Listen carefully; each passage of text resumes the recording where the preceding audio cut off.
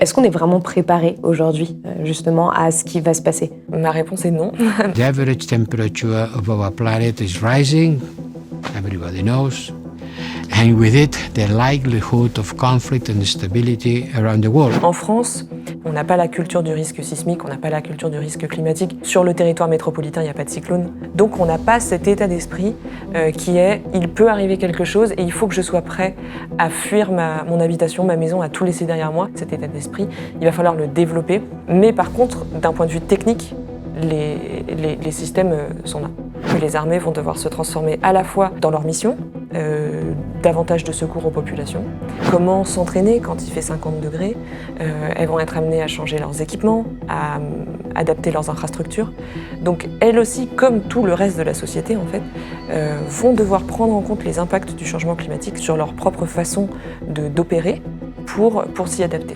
Les armées sont souvent le dernier recours et ce bouton dernier recours est de plus en plus mobilisé.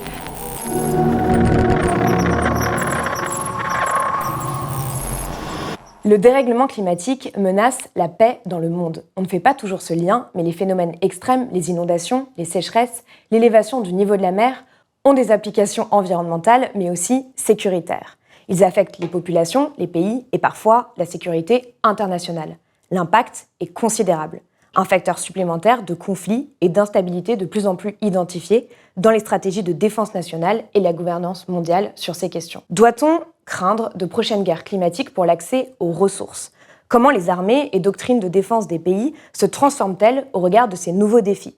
Y aura-t-il un jour des interventions armées au nom de la protection de la nature? C'est de toutes ces questions dont nous allons parler avec Julia Tass, chercheuse à l'IRIS et responsable du programme Climat, Énergie et Sécurité, dans ce nouvel entretien de la rubrique écologie de Blast. Julia Tass, bonjour. Vous êtes chercheuse, vous êtes donc responsable du programme Climat, Énergie et Sécurité à l'IRIS, l'Institut de Relations internationales et stratégiques. Vous copilotez l'Observatoire Défense et Climat, qui a été créé en 2016 à la demande du ministère des Armées et qui analyse l'ampleur et la nature des risques sécuritaires qui sont liés au changement climatique. La première question que j'ai envie de vous poser pour pouvoir un peu entrer dans le sujet et brosser une sorte de tableau, c'est quels sont aujourd'hui en fait les principaux impacts du changement climatique en termes de sécurité et de diplomatie internationale. À quoi doit-on se préparer ? Bonjour. Alors, ces impacts, en fait, c'est quasiment tous les impacts du changement climatique qu'on connaît actuellement. Si par exemple on prend la montée du niveau des eaux, qui est due au réchauffement des eaux et à la fonte des calottes glaciaires, cette montée du niveau des eaux va pousser des populations à quitter leur lieu d'habitation et c'est un problème de sécurité dont les États vont devoir s'emparer. Ça peut aussi être le cas des événements climatiques extrêmes, des inondations, des sécheresses. Tous les phénomènes liés au changement climatique vont perturber nos modes de vie et donc devenir à long terme, si on ne s'en occupe pas, des enjeux sécuritaires et de défense. Alors justement, est-ce que vous pouvez nous donner un peu quelques exemples de liens, de causalité entre des conflits et des dérèglements climatiques? On sait qu'on a eu certains exemples dans le passé. On a souvent, par exemple, la Syrie qui est citée, ou encore l'impact qu'a eu la canicule en Russie en 2010 sur l'explosion des prix du blé et donc potentiellement aussi les émeutes qui ont mené au printemps arabe. Est-ce que vous pouvez donner quelques exemples comme ça ? Alors, comme vous le soulignez, en fait, ça va être une très longue chaîne de cascades d'événements qui va mener à l'émergence de ces conflits. Et la part du changement climatique, il est très difficile de l'isoler, cette part-là. Donc, comme vous mentionnez, il y a souvent des phénomènes de sécheresse qui sont liés ensuite à des pertes agricoles, à la montée des prix des denrées agricoles, et ça va venir enflammer une poudrière qui était déjà présente. On a par exemple lié la sécheresse dont vous parliez en Russie à l'émergence ensuite de contestations sociales et les printemps arabes. C'est parce que le prix du blé avait fait augmenter le prix du pain et que l'augmentation de ce prix-là est venue finalement exacerber des problématiques qui étaient déjà présentes. Donc il est très difficile, d'une part pour les scientifiques du climat, de faire des liens entre le changement climatique et des événements climatiques extrêmes. Ça a été le cas cet été avec les inondations en Allemagne. On a pu faire ce lien, mais cette causalité-là est déjà difficile à établir. Et si en plus, ensuite, on veut établir la causalité entre l'événement climatique extrême Et la tension géopolitique ou le conflit, c'est encore plus de travail et de validation. Donc il y a assez peu de certitude aujourd'hui. Je ne peux pas vous dire avec certitude cet impact du changement climatique a eu pour effet cette guerre ou ce conflit. Par contre, ce qu'on peut remarquer, c'est que des zones dans lesquelles il y a déjà des tensions entre populations sont aussi des zones au sein desquelles les changements climatiques sont importants, par exemple la zone sahélienne, le lac Tchad, etc. Et les sécheresses ou les pertes agricoles ou les changements de vie vont évidemment venir s'ajouter à toutes ces tensions préexistantes. Donc on peut faire un lien entre le changement climatique et des conflits armés entre certaines populations, notamment dans cette bande sahélienne. On ne peut pas vraiment faire de lien entre le conflit et le changement climatique, on peut juste dire que le changement climatique a eu un rôle dans l'émergence de ce Un effet conflit-là. catalyseur sur... Exactement. Et c'est d'ailleurs ce que certaines armées précisent. Elles précisent que le changement climatique est vu comme un multiplicateur de risques, mais pas comme un risque directement pour ces populations-là. Alors justement, la question de la guerre, donc la guerre a toujours été menée pour un accès aux ressources, que ce soit alimentaires ou énergétiques. On voit aujourd'hui que cette question elle est exacerbée, puisque la population mondiale est estimée à 8,5 milliards d'individus en 2030. Et donc ce sujet brûlant des ressources, il est vraiment au cœur des problématiques aujourd'hui. Quels sont les principaux risques qui sont liés à cet accès aux ressources aujourd'hui dans le monde ? Alors la principale ressource pour laquelle on risque de se battre par rapport au changement climatique, c'est l'eau. Il va y avoir un changement du régime de précipitation, donc il va y avoir des zones avec plus de pluie et pas forcément de façon souhaitée. On va pas être en mesure de gérer cet apport en précipitation. D'autres zones avec moins de pluie.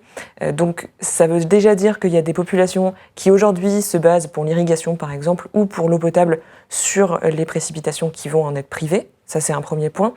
Deuxième point, j'ai lu qu'il y avait 1 milliard d'individus qui vivaient dans des zones soumises à la pénurie d'eau. Oui, en fait, il y a différents niveaux de stress hydrique, donc il y a différents niveaux de pénurie, mais globalement, on sait que le changement climatique va 2 fois plus vite autour de la Méditerranée que dans le reste du monde.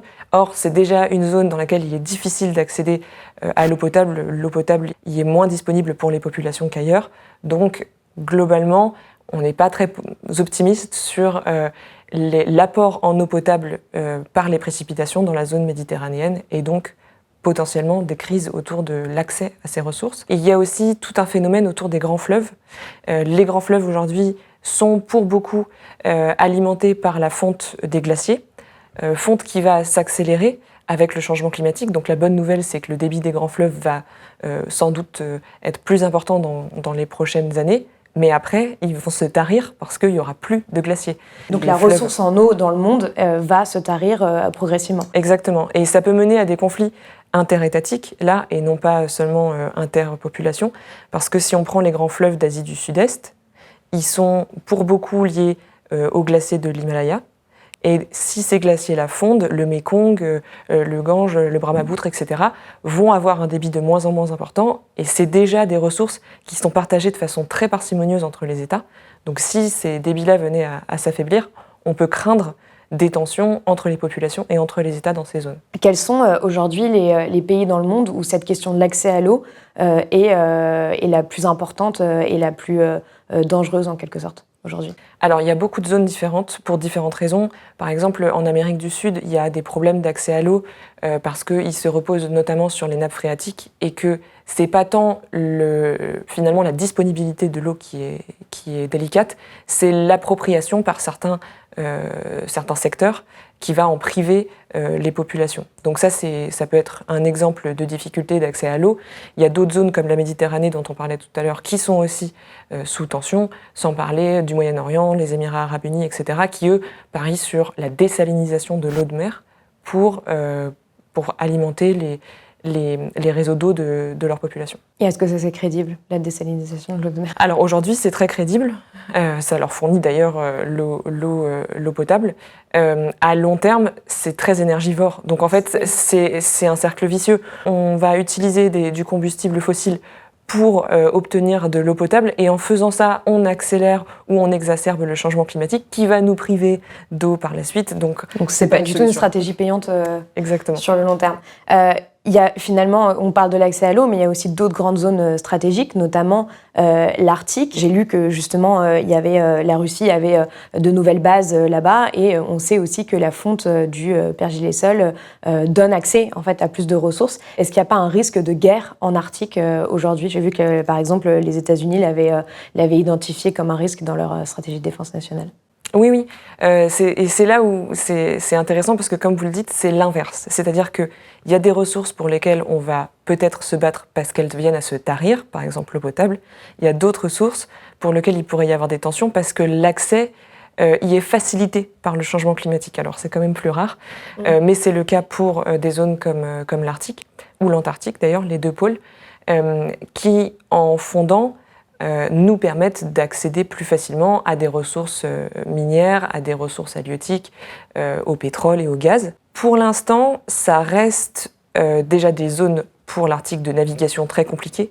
Donc même si on y envoie des brise-glaces, ça ne va pas être avant une décennie qu'on va pouvoir être en mesure de vraiment naviguer dans une zone comme l'Arctique. Donc ça reste quand même des problématiques qui sont peut-être à plus long terme. Et puis, il s'agit de ressources qu'on a déjà en abondance.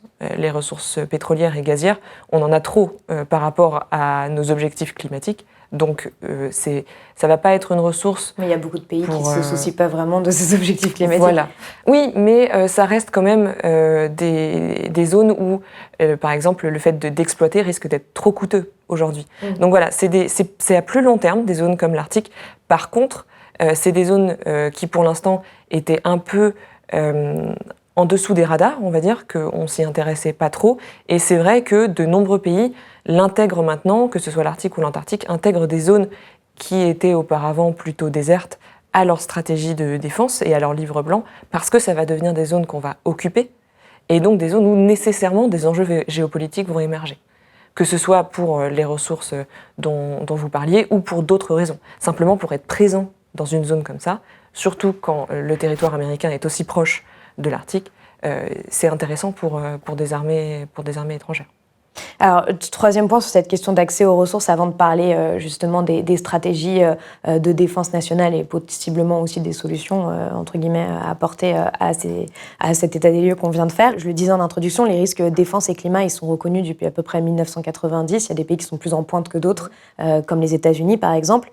Pourquoi est-ce qu'aujourd'hui l'implication des forces armées, qui sont un peu les garantes de la sécurité nationale, dans cette gouvernance du changement climatique, elle est inévitable, et comment est-ce qu'elle se manifeste? Alors, il y a deux choses dans votre question. La première, c'est l'implication des forces armées. Je dirais qu'elles vont être plus impliquées dans la lutte contre le changement climatique que dans la gouvernance, qui est le mot que vous avez utilisé, qui est plus proche des COP, de la Convention cadre, etc. Les armées vont venir sans doute donner des informations aux acteurs de la gouvernance, mais ne vont pas s'intégrer à la gouvernance. C'est pas leur rôle, c'est politique, c'est pas le rôle des armées. Normalement, dans les démocraties. Après, c'est autre chose dans des pays moins démocratiques. Et par contre, les armées vont être amenées à s'impliquer dans la lutte contre le changement climatique. D'une part, parce que ce sont des très gros émetteurs. Les avions, par exemple, de l'armée fonctionnent au kérosène et ne peuvent pas vraiment fonctionner à beaucoup d'autres carburants parce que c'est ce qui est le plus pratique. Et ces avions sont des très gros émetteurs de gaz à effet de serre. Donc nécessairement, les armées vont devoir réduire leur gaz à effet de serre parce qu'elles se rendent compte des impacts des changements climatiques. Donc il ne faut pas qu'elles y participent.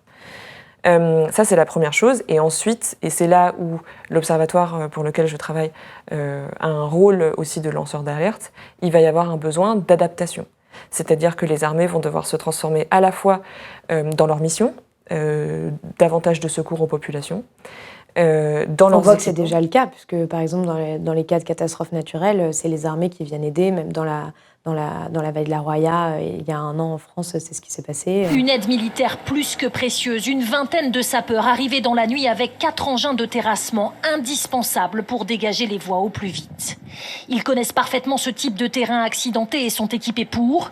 C'est eux qui déjà il y a 2 semaines venaient en aide aux sinistrés des inondations dans le Gard. Oui, en fait, les armées sont souvent le dernier recours et ce bouton dernier recours est de plus en plus mobilisé.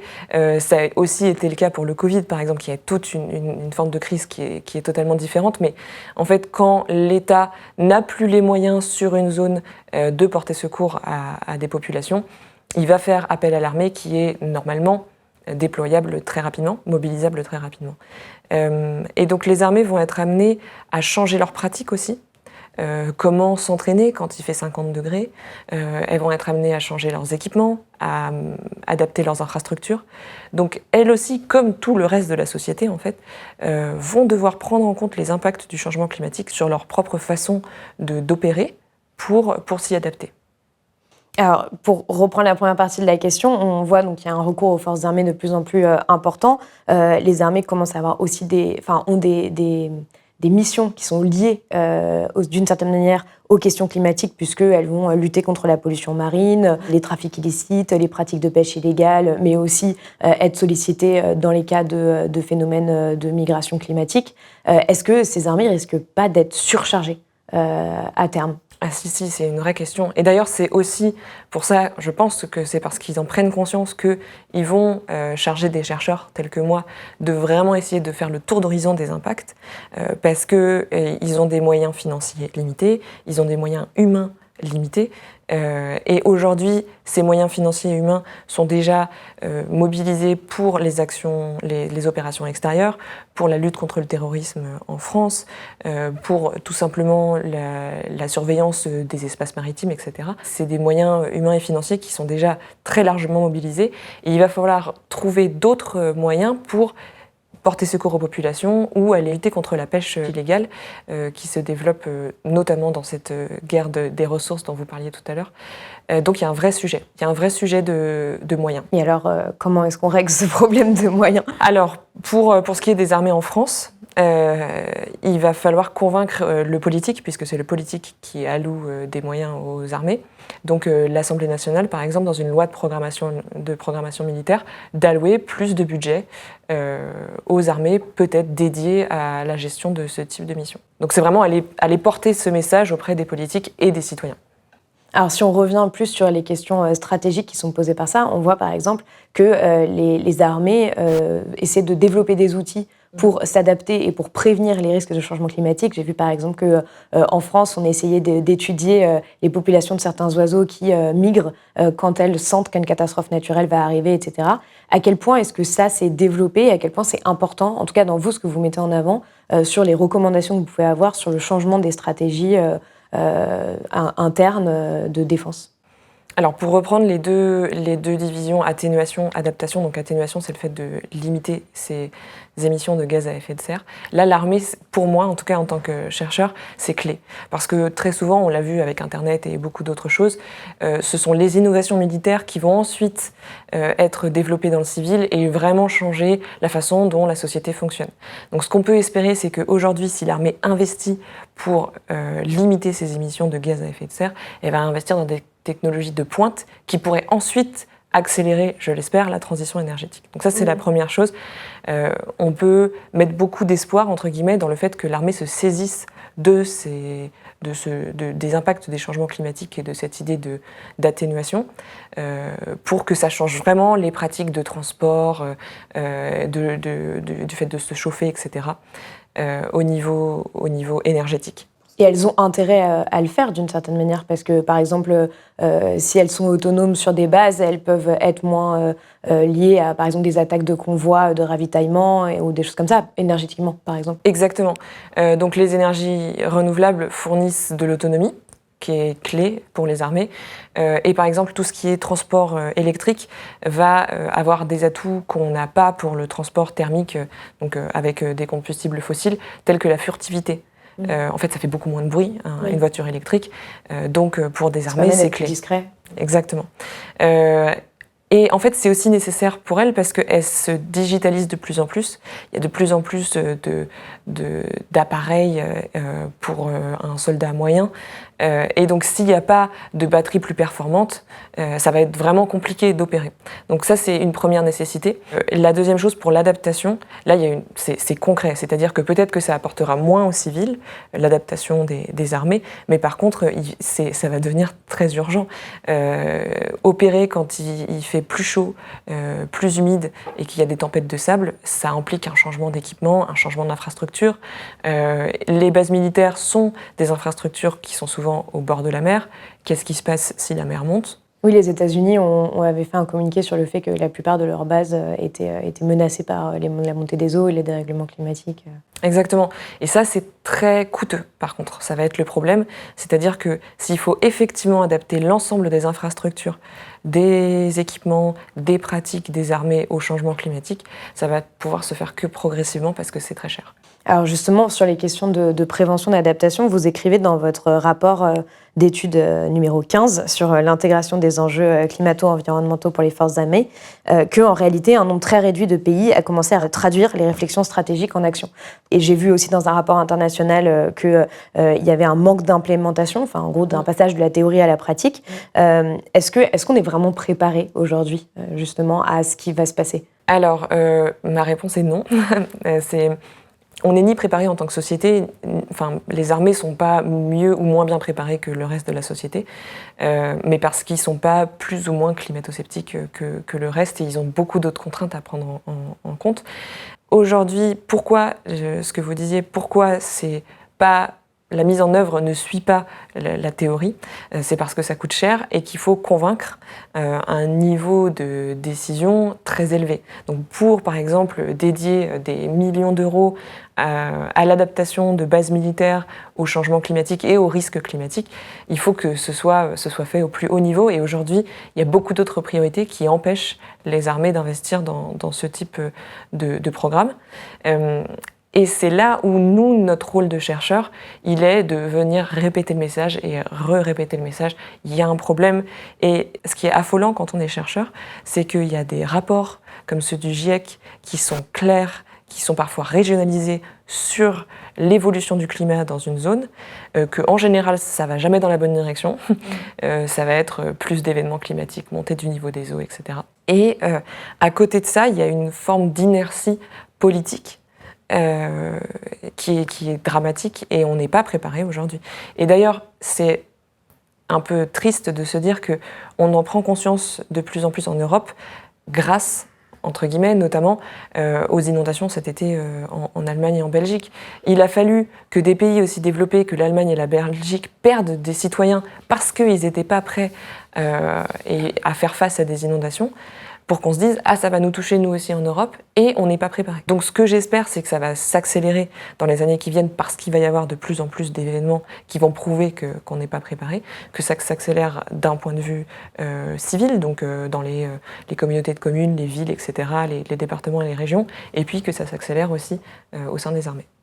Parce que justement, sur les questions de prévention, il y a aussi ce problème-là de ne pas avoir les moyens, par exemple, de l'armée pour prévenir certaines catastrophes naturelles. Et on sait que prévenir une catastrophe naturelle réduit quand même énormément son coût. J'ai vu, par exemple, qu'aux États-Unis, il y avait un certain nombre de programmes pour prévoir les inondations, des choses comme ça. Est-ce qu'on ne devrait pas aujourd'hui mettre un maximum de moyens pour pouvoir prévenir ces catastrophes naturelles quand on sait qu'elles ont été multipliées par 2 ces dernières années ? Alors c'est le cas, par contre. Les systèmes d'alerte, en tout cas dans les pays développés, sont plutôt efficaces. Là où c'est clé, ça va être dans les pays en développement ou les pays très peu développés, où les systèmes d'alerte, d'une part, ne sont pas efficaces, et puis l'évacuation des populations n'est pas organisée en amont de tels événements, et là il va y avoir des pertes humaines très importantes. Mais il n'y a pas que les États-Unis, par exemple, des pays d'Amérique du Sud, qui sont confrontés à des événements extrêmes comme les séismes depuis très longtemps, et ça n'a aucun rapport avec le changement climatique, c'est des séismes. Mais eux ont conscience de leur vulnérabilité, donc ils mobilisent les moyens, par exemple, de la marine pour détecter des tsunamis en amont, et ensuite tout est fait pour que les populations aient accès très rapidement à l'information. Les modalités d'évacuation sont connues de tout le monde, et ça va limiter les pertes humaines. En France, comme on n'a pas la culture du risque On n'a pas la culture du risque sismique, on n'a pas la culture du risque climatique. Sur le territoire métropolitain, il n'y a pas de cyclone. C'est pas le cas pour les territoires ultramarins, mais sur le territoire métropolitain, c'est pas le cas. Donc on n'a pas cet état d'esprit qui est « il peut arriver quelque chose et il faut que je sois prêt à fuir mon habitation, ma maison, à tout laisser derrière moi pour rester en vie ». Ça, on l'a pas du tout, cet état d'esprit. Il va falloir le développer. C'est pas très facile parce que ça implique d'annoncer des mauvaises nouvelles, généralement. Mais par contre, d'un point de vue technique, les systèmes sont là. Et alors, quelles sont aujourd'hui justement les principales menaces en termes de sécurité nationale qui pèsent sur la France et liées au dérèglement climatique ? Large question, les menaces à la sécurité nationale. Alors, d'une part, donc sécurité nationale, c'est différent de la sécurité intérieure. Si on parle de la sécurité intérieure, ça va être les feux, les inondations, les sécheresses, etc. Ça, c'est géré par la protection et la sécurité civile. Donc, normalement, ces menaces-là sont en cours d'étude aussi, savoir quels sont les impacts des changements climatiques sur le territoire métropolitain et les territoires d'outre-mer. Et qu'est-ce que ça va impliquer pour les populations. Pour la sécurité nationale, ça va être exactement ce dont on discutait en fait en début d'entretien. Ça va être où en est-on de l'autonomie énergétique, de l'autonomie alimentaire, de l'autonomie en termes d'eau. Qu'est-ce que ça peut créer comme tension avec nos partenaires ou avec au contraire des compétiteurs pour accéder à ces ressources-là. Est-ce que des populations vont fuir leur zone d'habitation en raison du changement climatique et venir affecter d'une manière ou d'une autre la sécurité nationale. Tout ça, c'est des questions qui sont bien plus larges et en fait, la difficulté est que c'est parce qu'on est lié à d'autres acteurs et en interdépendance avec d'autres acteurs que ça va devenir éventuellement des menaces à la sécurité nationale. Mais c'est beaucoup plus difficile de quantifier ce type d'interaction. Alors justement, quand on parle des questions géopolitiques et climat, en général, l'une des premières choses qui nous vient en tête, c'est la question des déplacés climatiques, qui sont souvent d'ailleurs des déplacements intra-étatiques. Merci. En 2020, on dit qu'il y a à peu près 30 millions de personnes qui ont été déplacées à la suite d'une catastrophe naturelle, soit 3 fois plus que par les conflits armés. Et la Banque mondiale prévoit 216 millions de personnes déplacées, obligées de quitter leur foyer à cause du climat d'ici à 2050. L'ONU prévoit d'ailleurs 250 millions. Donc voilà, il y a un peu une guerre des chiffres. Comment est-ce que les pays se préparent à cette question justement des déplacements environnementaux qui pourraient peut-être même à terme redéfinir la notion de frontière entre les pays ? Oui. Alors déjà, c'est très compliqué en fait d'attribuer le changement climatique comme cause principale de déplacement. En fait, ça va être simple si c'est un cyclone, une inondation, une sécheresse. Si c'est par contre un phénomène long, du type l'érosion ou une sécheresse de très, très long terme qui va venir affecter les moyens de subsistance, là, le lien, il est beaucoup plus ténu. Par contre, il est indéniable que le changement climatique y a participé. Donc ça va être la première chose. Les pays s'y préparent en préparant les populations. C'est-à-dire qu'il va falloir mettre en place des systèmes d'alerte pour évacuer les populations. Essayer de mettre en place des infrastructures comme des digues, etc., pour essayer d'atténuer l'impact physique de certains événements climatiques extrêmes. Pour ce qui est des sécheresses, c'est organiser soit l'agriculture, soit les méthodes d'irrigation, etc., pour s'adapter à la sécheresse. Donc en fait, c'est en s'adaptant au changement climatique qu'on va éviter les déplacements de population, et c'est logique, en fait, c'est subi. Ces déplacements de population, ils sont dus à des événements qui ne sont pas du tout... qui ne sont pas contrôlés, qui ne sont souvent pas anticipés. Donc plus on se préparera à un changement climatique fort, moins il y aura de déplacés. Ça, c'est pour les pays dans lesquels il y aura des impacts. Voilà, il y aura des impacts. Pour les pays qui pourraient recevoir des déplacés climatiques, ça va être, en fait, comme pour tout autre déplacement type conflit, etc., ça va être dans des camps, ça va être de l'aide alimentaire, ça va être faire en sorte qu'il n'y ait pas de friction entre les populations qui arrivent et les populations qui sont déjà là. Et si vous voulez, c'est quelque chose, le déplacement, ça a toujours eu lieu. Ça a toujours eu lieu pour différentes raisons, que ce soit économique, politique ou conflictuel. Le changement climatique vient ajouter une nouvelle raison, mais ça ne va pas changer la façon dont on accueille des migrants. Oui, mais là, ça peut impliquer une augmentation considérable des flux. Puisque justement, comme je le disais, il y a eu plus de personnes déplacées à cause du climat qu'à cause de conflits armés dans les dernières années. Donc c'est plus de financement. C'est ça en fait, c'est tout simplement plus de moyens pour accueillir ces gens-là, plus de moyens pour peut-être leur reproposer un nouveau lieu de vie ou adapter leur façon de vivre à un climat modifié. C'est ça qu'il va falloir, sur lequel il va falloir travailler. Le point positif, entre guillemets, c'est que contrairement à un conflit qui est très difficilement gérable par des États, si c'est des conflits entre des populations, il est très difficile de mettre fin à ces conflits et ensuite de proposer à des populations déplacées de retourner sur leur lieu de vie. Pour ce qui est du climat, c'est presque plus facile. Il faut que ces populations-là s'adaptent au changement climatique, qu'on leur offre des moyens de s'adapter, d'adapter leurs moyens de vie, de subsistance, de revenus, et elles ne se déplaceront pas. Elles n'ont pas d'intérêt à se déplacer. Par exemple, on peut voir dans le cas du Bangladesh que on sait qu'il y a à peu près 20% de la côte qui va être submergée. On voit déjà les déplacements de population que ça crée. Là, il y a des zones qui deviennent inhabitables. La désertification va faire ça aussi. Donc l'adaptation est impossible dans ces endroits-là. C'est vrai. Et pareil pour le delta du Mékong aussi, qui risque d'être submergé par les eaux océaniques au moins une partie de l'année. Oui, là, ça va vraiment être des politiques d'accueil. Ce qui, dans une zone comme l'Asie du Sud, avec le Bangladesh et l'Inde, n'est pas facile, d'autant que ça se superpose à des problématiques religieuses, ethniques, etc., qui sont très complexes.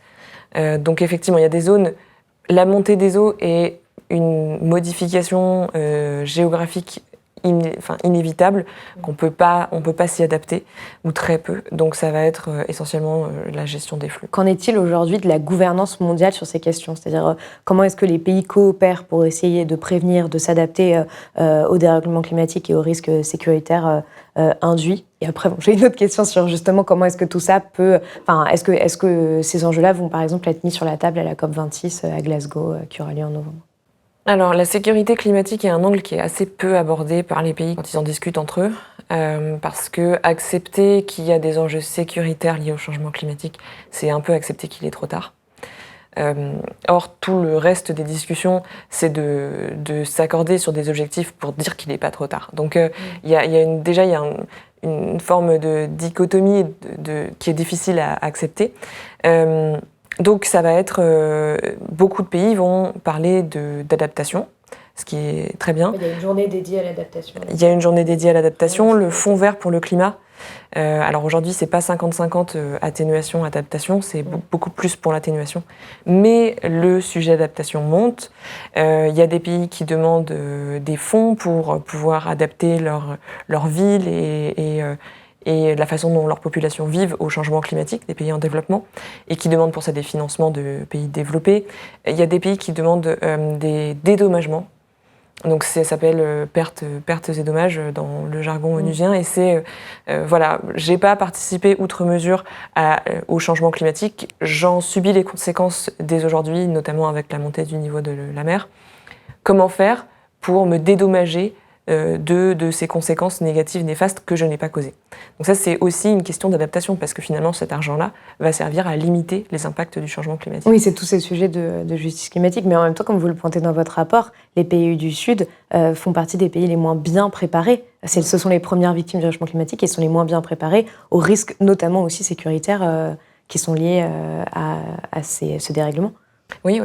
Ils ont souvent pas les moyens de financer de la recherche sur le sujet, donc ils vont pas pouvoir anticiper autant que les pays du Nord pourraient le faire.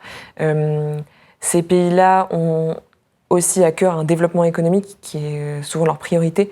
Donc si ça implique d'atténuer un développement économique pour s'adapter, ça peut être très difficile à faire passer comme message politiquement. Donc ça va pas être le message qu'ils portent. Et donc pour revenir à la question de la gouvernance, de la façon dont la sécurité climatique est intégrée à la gouvernance, elle est un peu partout. Parce qu'en fait, les thèmes de sécurité, ils sont multiples. Ça peut être de la sécurité humaine, la sécurité alimentaire. Ils sont un peu partout. Le mot sécurité est de moins en moins tabou, tout simplement parce que les impacts du changement climatique sont de plus en plus forts et concrets. C'est pour ça qu'on en parle de plus en plus. Mais de fait, on le savait. On le savait depuis le premier rapport du GIEC, que les hommes n'allaient pas s'en sortir aussi facilement et que ça allait avoir des impacts sur notre mode de vie. Donc, c'est simplement que peu à peu, on utilise ce terme, on pense avec ce cadre-là, mais de fait, c'est traité dans le cadre des discussions interétatiques. C'est tabou, mais c'est traité. Et aujourd'hui, la COP26, par exemple, il n'y aura pas d'événement dédié à la sécurité climatique. Et c'est parce que c'est pas forcément un sujet porteur, parce que aussi, il y a une forme de méfiance de la communauté climat et de certaines institutions travaillant sur les impacts des changements climatiques vis-à-vis de l'armée. Et donc il y a aussi beaucoup d'autres choses qui justifient le fait que ce ne soit pas intégré aux discussions actuellement. Mais alors, qu'est-ce qu'on pourrait espérer en termes d'avancée ? C'est-à-dire, quelle serait la situation idéale, justement, pour qu'il y ait une meilleure coopération internationale sur ces questions, que les pays apprennent les uns des autres sur leur stratégie d'adaptation, de prévention En fait, déjà, il faut que, d'un point de vue adaptation, la discussion peut se faire dans le cadre de la gouvernance actuelle, et c'est déjà le cas. Donc, vraiment essayer de partager les bonnes pratiques, les technologies, mettre en place des programmes communs, etc. Ça, c'est pour l'adaptation à la fois du milieu civil et puis des armées. Ce serait bien que les armées en discutent, même si c'est un autre sujet. Et pour ce qui est de l'anticipation des éventuels conflits à venir, moi je vois une valeur ajoutée au fait que le terme de sécurité climatique soit utilisé. C'est permettre de rendre concret les impacts des changements climatiques qu'aujourd'hui on refuse de prendre en compte d'un point de vue politique. Donc si c'est des acteurs de la sécurité qui viennent dire aux politiques il y a un problème de sécurité, il faut s'en occuper, il faut s'adapter, il faut réduire nos émissions, peut-être que ça va accélérer l'agenda climatique. Donc c'est vraiment au niveau de l'anticipation pour moi qu'il faut pousser les choses, lier, superposer les données climatiques, les données géopolitiques, les données sociales et économiques pour faire ressortir le fait qu'il y a des zones où ça va vraiment devenir problématique, où il faut se saisir de ces enjeux-là dès aujourd'hui. Pour terminer cet entretien, je voulais vous poser une question en plus de philosophie politique que je trouve assez intéressante. C'est que, en fait, jusqu'à présent, on se rend compte que l'ingérence d'une armée dans un pays étranger a toujours été plus ou moins justifiée pour des raisons humanitaires, pour protéger des populations ou autres. Mais est-ce qu'aujourd'hui, en fait, on pourrait imaginer une ingérence pour la protection de la nature, qui est un peu le patrimoine commun de l'humanité? Alors, ce serait une Jusqu'où est-ce qu'on est prêt à aller, en fait?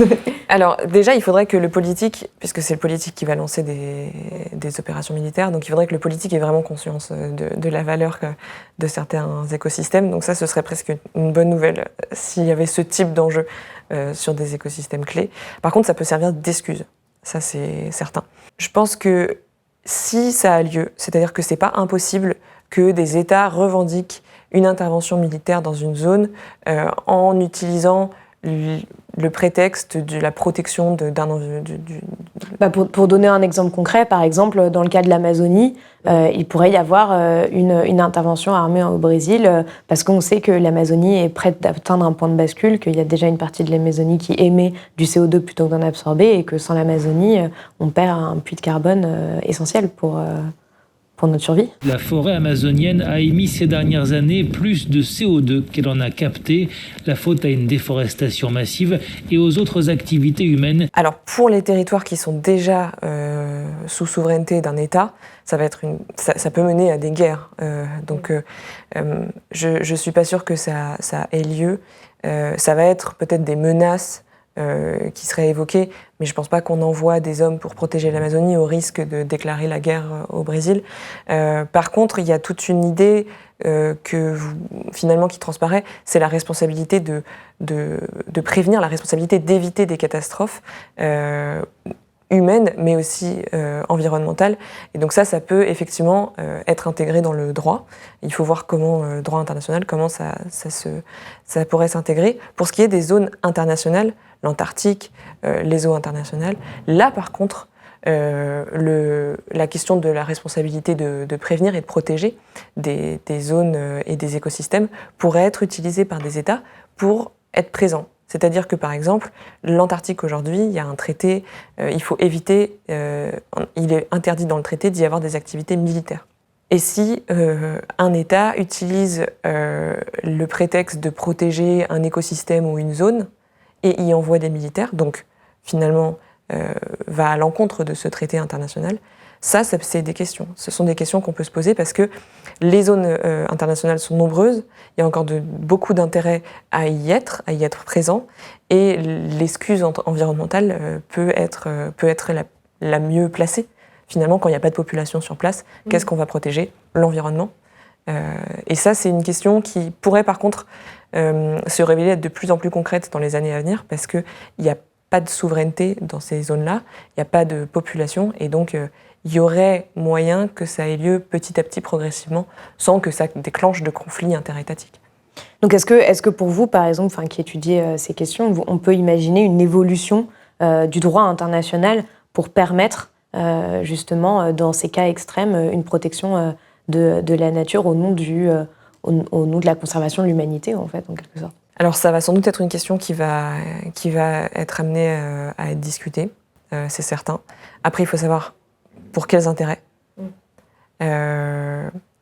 Et parce qu'il peut y avoir des intérêts cachés. Bien sûr. Est-ce que je suis pas en géopolitique, tout n'est qu'intérêt caché, intérêts nationaux. Donc s'il y a des États qui portent ce message de responsabilité de protéger des espaces naturels, c'est pas simplement pour la beauté du geste, c'est certain, malheureusement. Donc il va y avoir une question de les intérêts de qui seraient mis en jeu dans le cas de telle transformation du droit international. Parce que quels sont les États qui sont en mesure d'envoyer des moyens militaires qui, on l'a rappelé, sont déjà limités et souvent utilisés à leur maximum, dans des zones qui ne sont pas de leur ressort, pour protéger la biodiversité. Donc ça va sans doute être des États développés qui vont faire ça pour être présents quelque part, pour imposer une forme de militarisation d'une zone. Ce ne sera jamais uniquement pour la beauté de la cause environnementale, malheureusement. Justement, d'ailleurs, le Climate Security Report dit que notre droit international est absolument pas, n'est pas équipé pour faire face à toutes ces questions, tous ces futurs défis auxquels nous allons devoir faire face.